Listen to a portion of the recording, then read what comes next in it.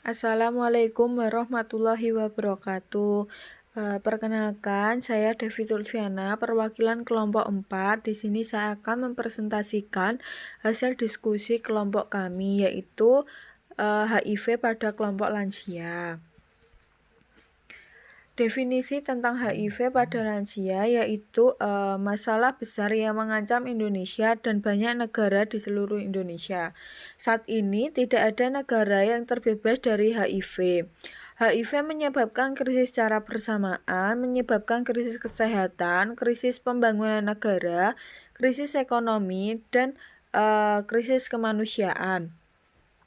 Dengan kata lain, HIV menyebabkan krisis multidimensi. Sebagai krisis kesehatan, memerlukan respon dari masyarakat dan memerlukan layanan pengobatan dan perawatan untuk individu yang terinfeksi HIV. Cara penularannya yaitu cara penularan HIV sampai saat ini diketahui melalui hubungan seksual, homoseksual maupun heteroseksual.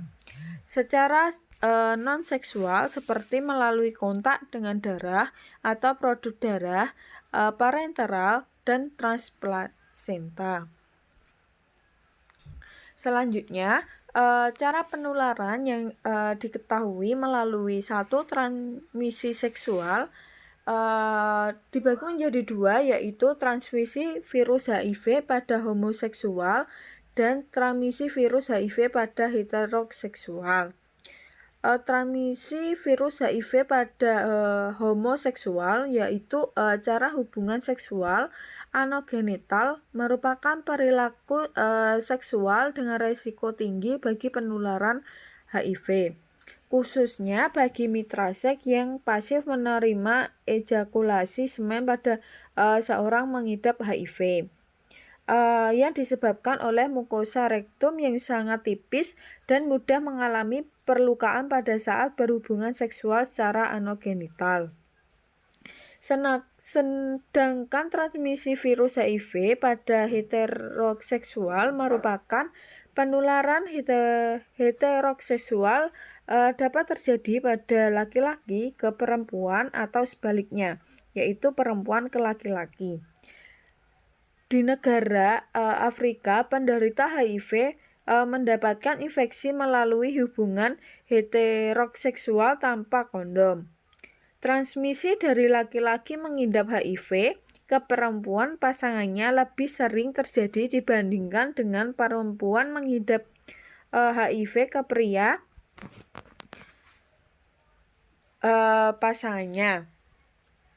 Kemudian sedangkan transmisi non-seksual yaitu ada transmisi parental, yaitu transmisi ini terjadi karena akibat penggunaan jarum suntik dan alat tusuk lainnya. Sedangkan transmisi transplasenta yaitu penularan dari ibu yang mengidap HIV positif pada janin yang dikandungnya. Penularan ini dapat terjadi sewaktu ibu hamil, kemudian melahirkan, dan waktu menyusui.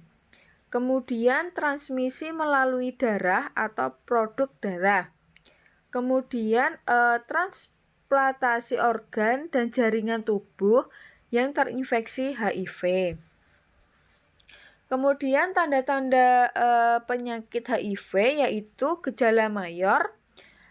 Gejala ini ditemukan pada dalam demam, kemudian keluhan nyeri, sendi, kemudian pembesaran kelenjar getah bening, dan kelenjar hampir sama dengan influenza atau mononukleus.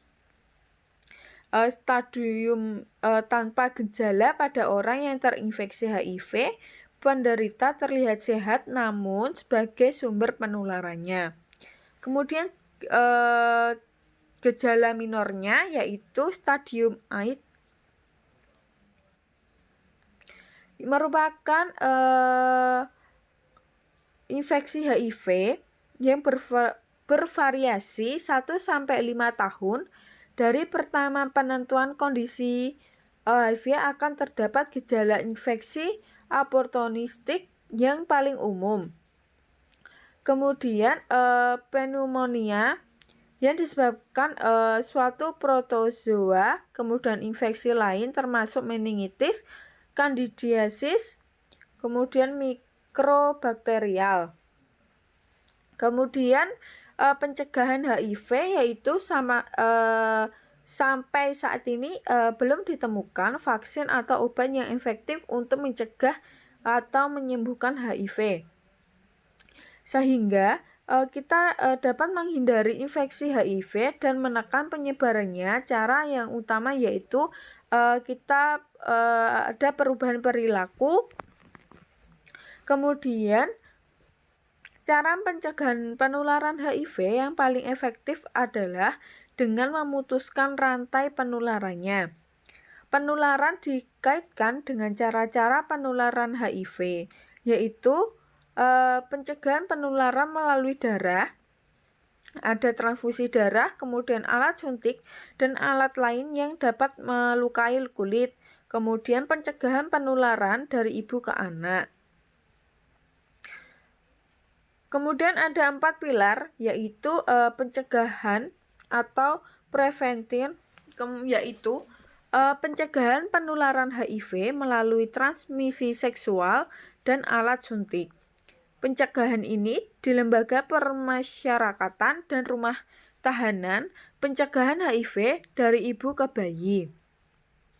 Kemudian perawatan, dukungan dan pengobatan atau DPD, yaitu yang meliputi penguatan dan pengembangan layanan kesehatan, pencegahan dan pengobatan infeksi oportunistik, kemudian pengobatan antiretroviral dan dukungan serta pendidikan dan pelatihan bagi ODHA.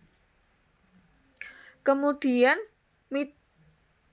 mitigasi, yaitu dampak berupa dukungan fisiko-sosio-ekonomi.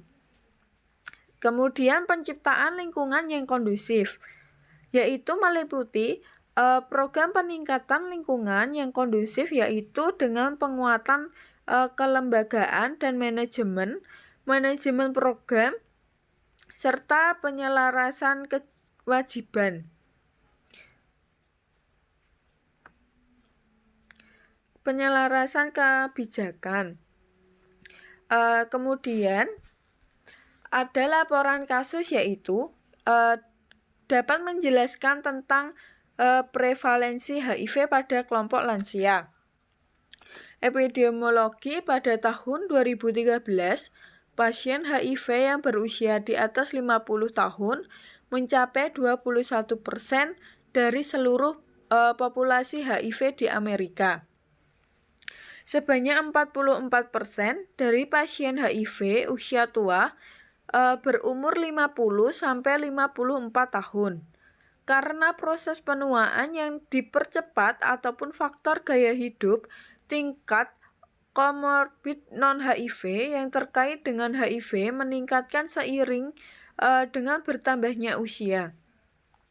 Setara jika dibandingkan dengan populasi yang tidak terinfeksi HIV yang berusia 10-15 tahun lebih tua. Kemudian dapat mengetahui tentang kondisi atau hal yang harus diperhatikan pada HIV kelompok lansia, yaitu ada penyakit kardiovaskuler, kemudian ada kanker, kemudian ada penyakit hati, ginjal dan tulang, kemudian ada resistensi insulin dan sindroma metabolik.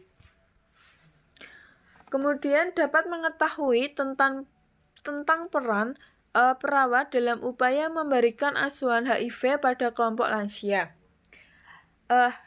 Hal yang harus diperhatikan pada pasien HIV usia lanjut yaitu pemeriksaan berkala gangguan kognitif, kemudian penapisan depresi dengan geriatric depression, dan gangguan cemas. Untuk terapi jangka pendek dapat digunakan dengan benzodiazepin kerja cepat sedang. Sedangkan untuk kontrol jangka panjang sebaiknya gunakan obat selain benzodiazepin. Pendekatan pasien usia lanjut dibutuhkan pengkajian menyeluruh dalam menangani pasien HIV usia lanjut.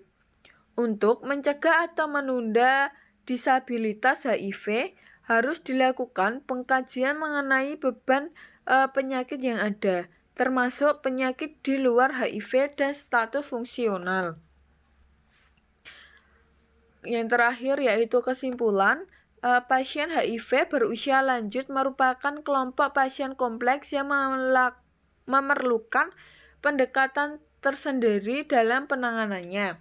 Sering dalam meningkatnya jumlah pasien HIV yang berusia lanjut karena meningkatkan angka harapan hidup dan diagnosis HIV pada pasien lanjut. Klinis harus siap dalam penanganan pasien tersebut. Kecepatan diagnosis, pertimbangan proses penuaan yang lebih cepat, serta komorbid yang ada pada pasien harus diperhatikan dengan pendekatan tailor-made yang disesuaikan pada setiap pasien dapat membantu menurunkan angka morbilitas dan moralitas pasien HIV usia lanjut. Ini daftar pustakanya. Baik teman-teman, saya sudah mempresentasikan hasil diskusi kelompok 4. Apabila dari teman-teman ada yang ingin ditanyakan, bisa bertanya di kolom komentar yang sudah dipersiapkan atau sudah dibuat.